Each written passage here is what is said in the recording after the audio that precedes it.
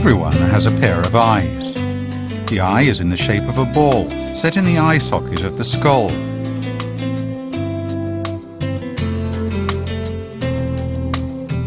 Each eyeball is controlled by 6 eye muscles.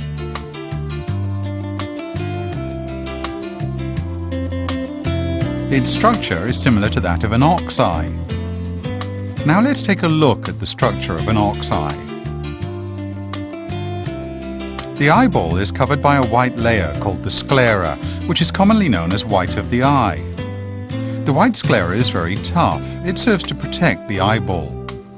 The dark part in front of the eyeball is commonly known as the eye bead. It's covered by the transparent cornea, which allows light to pass through.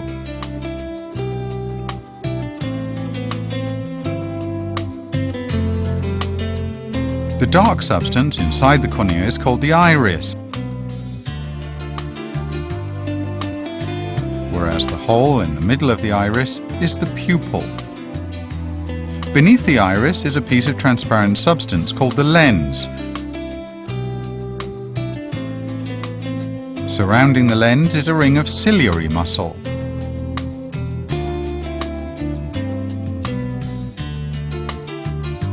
When we squeeze the lens out, we can see that it is a convex lens.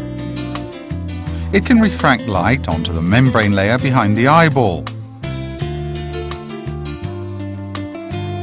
This membrane is called the retina. At the back of the ox eye is an optic nerve. On the surface of the retina, there is a depressed spot, which is called the blind spot. The optic nerve is right behind the blind spot.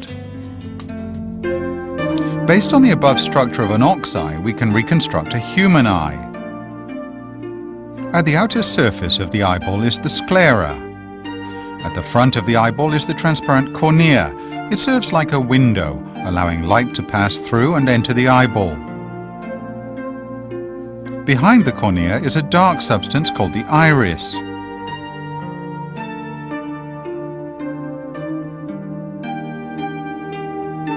The hole at the center of the iris is the pupil. Light passes through the cornea and is stopped by the iris, which allows it to go through the pupil only. Behind the pupil is the lens, which is surrounded by a circular ciliary muscle. The lens is in fact a kind of very special transparent tissue, which allows light to pass through. Finally, light reaches the back of the eyeball where the dark layer of the retina is. On the retina there is a blind spot, behind which the optic nerve extends away from the eyeball.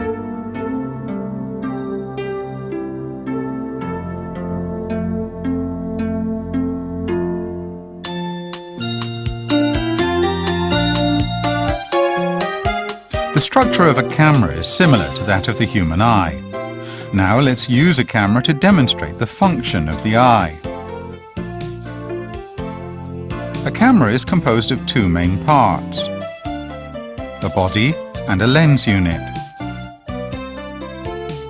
A lens unit is composed of a set of lenses which allow light to pass through and an image to be formed. These lenses are similar to the lens of the eye. Very often, photographers add a filter to the outer end of the lens for protection. Does this filter look like the cornea in the eye?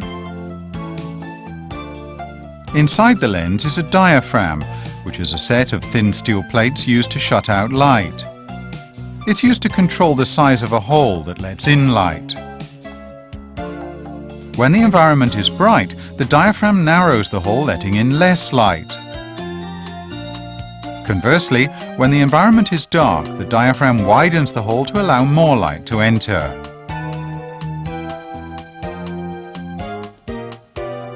At the back of the camera body is a screen. Light passing through the lens is projected on it to form an image. When film is loaded here, an image is projected onto the film.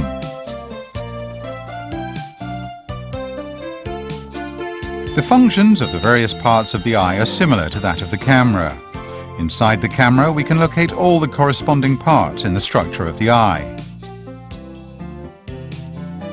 The iris shuts off light. It serves like the diaphragm of the camera.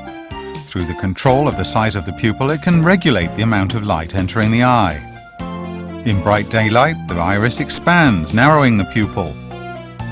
Less light will enter the eye and the retina will be protected from being scorched by strong light.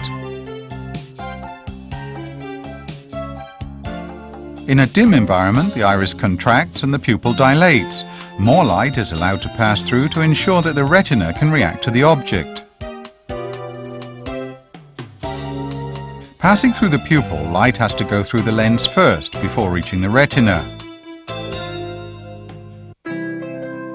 Similarly to the lens of the camera, the lens of the eye serves to refract light rays and converge them to a focused image.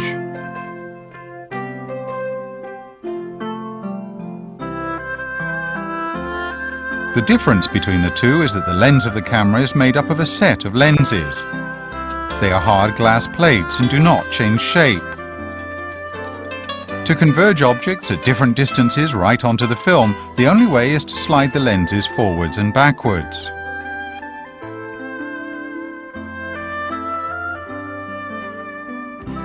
On the other hand, the lens of the eye is a piece of body tissue.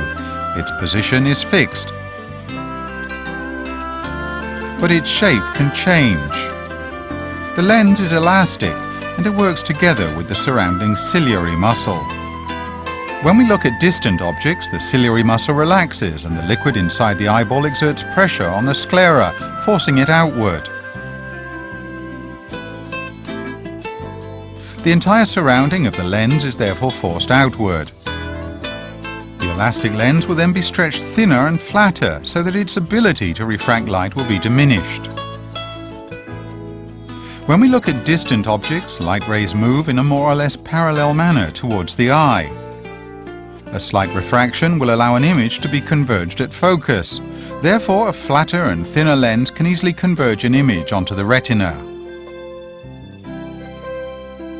Light rays from near objects diverge and transmit outwards. To converge and focus them, the lens needs to refract strongly.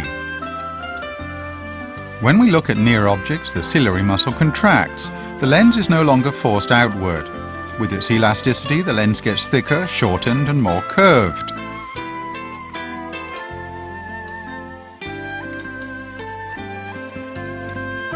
Its refractory ability is increased, causing light rays from near objects to focus images right onto the retina.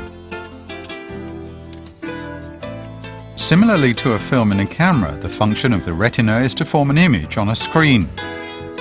Chemicals on the film react to projected light rays and an image is preserved.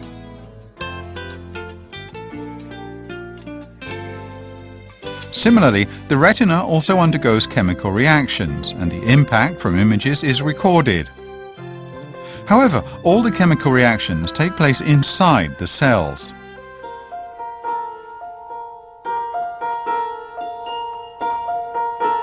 There are four main eye defects: astigmatism, short-sightedness, long-sightedness and presbyopia. All require the wearing of glasses for correction. Look at this chart. Those with astigmatism will find some of the lines more blurred than the others. The cause of astigmatism is that the curvature on the cornea surface and the lens is uneven. It results in multiple images being projected onto the retina, causing blurriness. The way to correct this is to wear special column-shaped glasses or contact lenses which allow light from different directions to converge onto the same point on the retina.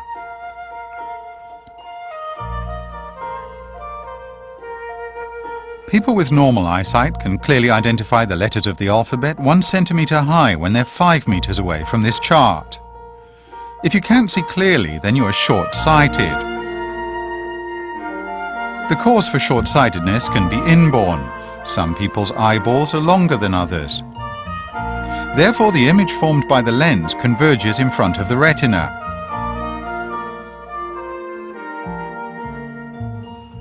But most people are not born with short-sightedness. They get it as they grow older. We can use this model eye kit to demonstrate the cause of short-sightedness and its correction. The large round flask represents the eyeball and is filled with water. Pour in some fluorescent solution and we can clearly see the light refraction inside.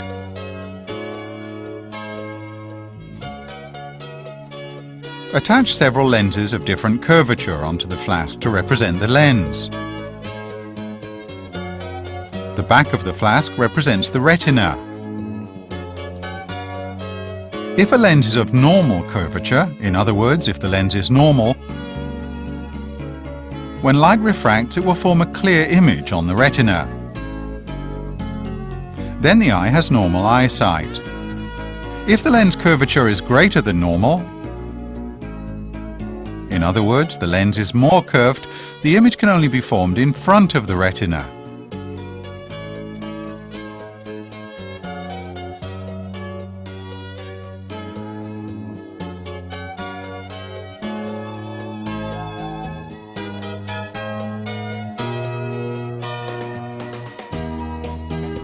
And the image formed on the retina will not be as clear. This means the eye is short-sighted. When we place a concave lens of suitable curvature in front of the eyeball, it can help to converge the focus of the image onto the retina.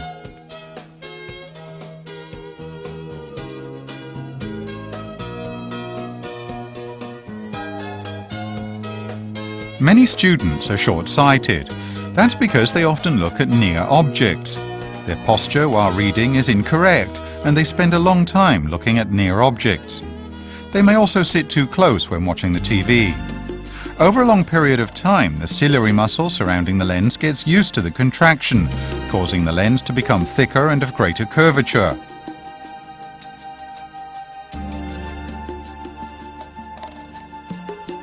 When looking at distant objects, the ciliary muscle cannot relax appropriately. The lens remains thick and curved, hence the image converges in front of the retina. To correct this problem, one needs to wear a pair of glasses for short-sightedness. Glasses for short-sightedness are concave lenses which can diverge light rays. Diverged rays pass through the concave lens, converge and focus the image onto the retina. Some people see distant objects clearly, but when looking at near objects, the images are blurred. This phenomenon is called long-sightedness.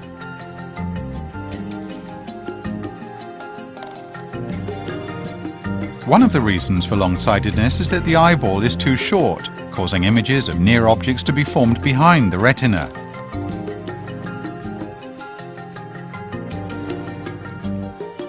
It may also be caused by the fact that the contraction of the ciliary muscle is not strong enough. So the lens becomes too thin and less curved. Its refraction power is not enough to cause near objects to converge and focus onto the retina. In this model eye kit, as light passes through a thinner and less curved lens than the other two, a focused image can only be formed behind the retina.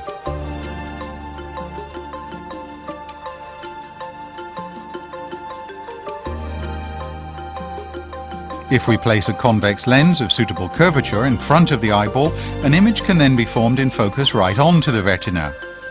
A convex lens can converge light rays from near objects. When light rays pass through the lens and become refracted, an image can be focused right onto the retina.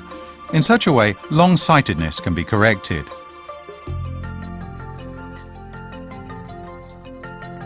The cause for presbyopia is similar to that of long-sightedness, which is that the lens cannot become thicker and more curved, causing images of near objects to be formed behind the retina.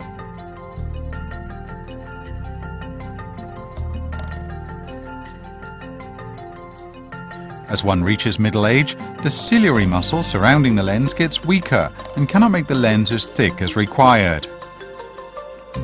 The problem may also be caused by the loss of elasticity of the lens, which has turned hard and cannot become thick. The way to correct this is to wear a pair of convex lenses, helping the lens to converge images onto the retina. To maintain good eyesight, there are several things we need to pay attention to in our daily life. When we read or write, the light source should be neither too weak nor too strong. Too much light will tire the eyes easily.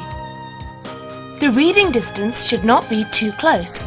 The text should be around 12 inches away. If the text is too close, our eyes will tire easily. After reading for about 20 minutes, we should take a break so as to allow our eyes to rest. When we work at the computer, our eyes should not be too close to the monitor. The monitor should also be placed away from a reflective light source. It should be clear without any reflected light. When we watch TV, we should also keep a suitable distance, not too close as the light transmitted from it is very strong. While travelling by bus or boat, we should not read as the movement on board will force our eyes to adjust constantly. This will tire the eyes easily. When young people find problems with their eyesight, they should consult a qualified optician or ophthalmology doctor for inspection as soon as possible. Teenagers between the ages of 13 to 18 should have an eye inspection at least once a year. During the inspection, there are the following steps. First of all, the optician will inquire about the patient's medical history. There will be questions relating to the patient's eyesight, such as whether glasses or contact lenses are worn, or whether there are any recent eyesight problems. Then the patient will take the visual acuity assessment to test for distance and clarity.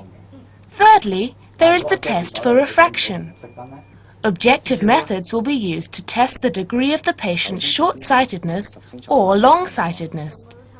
Along with discussion with the patient, the optician can then reach a suitable conclusion about the patient's eye problem. Next is the binocular vision examination. The method used is to cover one of the patient's eyes at a time. This is used to test if the patient has slanting eyesight. It is followed by the stereoscopic examination to test depth perception. Finally, there is the eye health examination. The optician uses a slit lamp and an ophthalmoscope to test the condition of the cornea, lens and retina.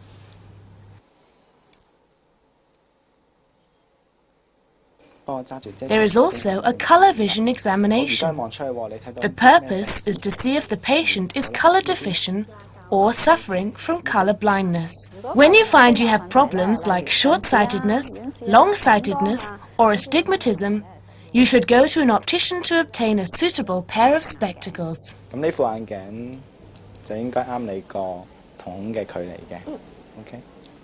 Young people can easily damage their eyes playing sports. Therefore, when playing sports, they should wear protective eye masks. This pair is suitable for wearing while playing squash. When skiing, reflection of ultraviolet rays onto the snow is very strong, and the rays can damage the cornea. Therefore, we should wear sunglasses with UV lenses. Furthermore, in case of having sand in the eyes, do not rub them with your hands. Just close your eyes for a while and let the tears wash away the sand naturally.